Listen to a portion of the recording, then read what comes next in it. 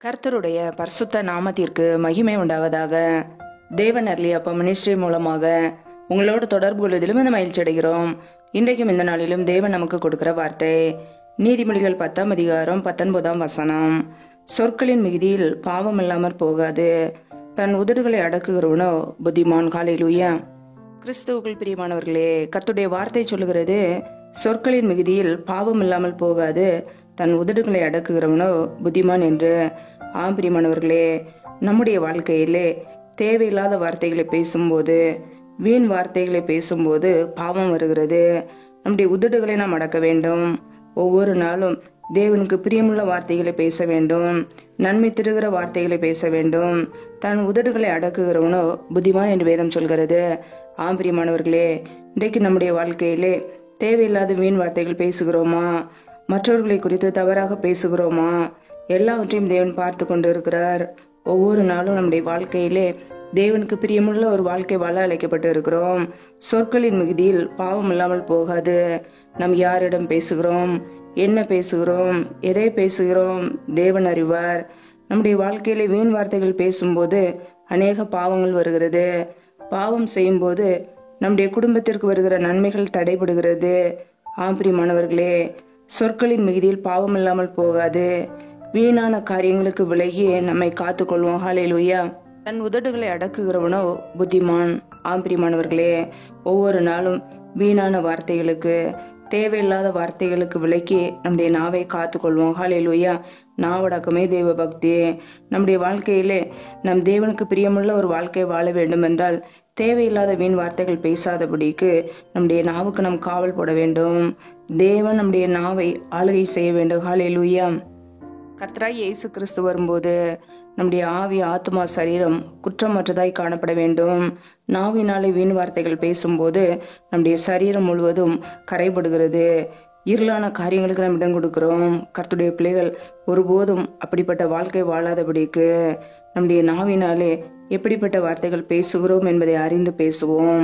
மற்றவர்களுக்கு நன்மை தருகிற வார்த்தைகள், வேத வசனங்களை, ஆசீர்வாதமான வார்த்தைகளை, கர்த்தரை குறித்த பயத்தோடு வாழ்கிற வார்த்தைகளை அதிகமாய் பேசும்போது கர்த்தர் மகிமைப்படுவார். ஹல்லேலூயா. மற்றவர்களுக்கு நன்மை கொடுக்கிற வார்த்தைகளை பேசுவோம். மற்றவர்களுக்கு ஆறுதல் கொடுக்கிற வார்த்தைகளை பேசுவோம். மற்றவர்களுக்கு ஆலோசனையாக பேசுவோம். ஆனால் வீண் வார்த்தைகள் பேசாதபடிக்கு, பாவத்தை கொண்டு வருகிற வார்த்தைகளை பேசாதபடிக்கு, தீய வார்த்தைகளை பேசாதபடிக்கு நம்முடைய நாவை காத்துக்கொள்வோம். கர்த்தர் நம்மோடு கூட இருந்து நம்மை வழி நடத்துவார். ஹல்லேலூயா. நம்முடைய அவயங்கள் எல்லாவற்றையும் கர்த்தருடைய கரத்தில் ஒப்பு கொடுப்போம். அவரே நம்மை ஆளுகை செய்கிறவர், அவரே நம்மை வழி நடத்துகிறவர், அவரே நம்மை பாதுகாப்பார், நம்முடைய குடும்பத்தை ஆசீர்வதிப்பார். ஹல்லேலூயா.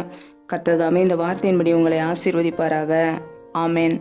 நம்மை நாமே அவருடைய சமூகத்திலே தாழ்த்தி அர்ப்பணித்து ஜெபிப்போம். ஜெபம். எங்களை அதிகமாய் நேசிக்கிற எங்கள் அன்பின் பரலோக பிதாவே, மெய் துதிக்கிறோம், ஸ்தோத்திரிக்கிறோம் அப்பா. இந்த இரவு நேரத்துக்காக உடைய சமூகத்தில் வருகிறோம். இந்த நாள் முழுவதும் எங்களை பத்திரமாய் பாதுகாத்து கொண்டீரே, அதற்காக ஸ்தோத்திரம். ஒவ்வொரு நாளும் எங்களுடைய தேவைகளை சந்திக்கிறீரே, நன்றி அப்பா. இணைந்திருக்கிற ஒவ்வொரு குடும்பங்களையும் ஆசீர்வதிங்க. பிள்ளைகள் செய்கின்ற வேலைகள், தொழில்கள், வியாபாரங்கள் எல்லாவற்றையும் ஆசீர்வதிங்க. கையின் பிரயாசங்களை பெருக பண்ணுங்க. எந்தெந்த குடும்பங்களிலெல்லாம் வேலைக்காக ஜெபிக்கிறார்களோ, பிள்ளைகள் படிப்புக்கேற்ற நல்ல வேலைகளை ஏற்படுத்தி கொடுங்க. யாரெல்லாம் கர்ப்பத்தின் கனிக்காக ஜெபிக்கிறார்களோ, என் தேவன் அந்த குடும்பத்தை ஆசீர்வதிங்கப்பா. தடைகளை எல்லாம் நீக்கி ஆசீர்வதிங்க, பெருக பண்ணுங்க. அப்படியே கரங்களில் அர்ப்பணிக்கிறோம். எந்தெந்த குடும்பங்களிலெல்லாம் திக்கற்றவர்களாய் தனிமையோடு வாழ்கிறார்களோ, கணவரால் கைவிடப்பட்ட ஒரு நிலைமையிலே கஷ்டப்படுகிறார்களோ, என் தேவன் அவர்களுக்கு உதவி செய்யுங்க. திக்கற்ற பிள்ளைகளுக்கு நீரே சகாயர், மனமிறங்குங்க, ஆசீர்வதிங்க. அப்படியே கரங்களில் அர்ப்பணிக்கிறோம். யாரெல்லாம் சரீரத்தில் பலவீனத்தோடு, சோர்வோடு, வியாதியோடு கஷ்டப்படுகிறார்களோ, என் தேவன் அவர்களுக்கு சுகம் கொடுங்கப்பா, விடுதலை ஆக்குங்க. அப்படியே கரங்களிலே தாழ்த்துக்கிறோம். இந்த இரவு நேரத்தில் இன்பமான நித்திரை கொடுங்க. சத்துரு கொண்டு இருக்கிற எல்லா போராட்டங்களுக்கும், பிரச்சனைகளுக்கும், மரண பயங்களுக்கும், இருளின் அதிகாரங்களுக்கும் விலக்கி எங்களை பாதுகாத்துக் கொள்ளுங்க. அப்படியே இரத்த கோட்டைகளை எங்களை அர்ப்பணிக்கிறோம். எங்களை பாதுகாத்துக் கொள்ளுங்க, ஆசீர்வதிங்க. இரவு நேரத்தில் இன்பமான நித்திரை கொடுங்க. நல்ல சொப்பன தரிசனங்களை வெளிப்படுத்துங்க. வரப்போற காரியங்களை குறித்து திட்டமாய் பேசுங்க. அதிகாலையில் எழுந்து அப்படி சமத்திலே காத்திருந்து புது கிருபையில் பெற்றுக்கொள்ள எங்களை அர்ப்பணிக்கிறோம். நீரே எங்களுக்கு பாதுகாப்பு, நீரே எங்களுக்கு அடைக்கலம், எங்களுக்கு கோட்டையுமாய் இருக்கிறீர். உமையை நம்பி இருக்கிற நம்முடைய சமூகத்திலே தாழ்த்துக்கிறோம். கர்த்தரின் ஆசீர்வாதமே ஐஸ்வரியத்தை தரும் என்ற வசனத்தின்படி பிள்ளைகளை ஆசீர்வதித்து உடைய நன்மையினால் நிரப்புங்கப்பா. உடைய கரங்களிலே தாழ்த்தி ஒப்பொடுத்து ஜெபிக்கிறோம். எல்லா துதிகன மகிமை எல்லாமும் ஒருவருக்கே செலுத்துகிறோம். இயேசு கிறிஸ்துவின் மூலம் ஜெபிக்கிறோம், ஜீவனுள்ள நல்ல பிதாவே. ஆமேன். கர்த்தர் தாமே உங்களையும் உங்கள் குடும்பங்களையும் ஆசீர்வதிப்பாராக. ஆமேன். Thanks for watching. Please subscribe our channel.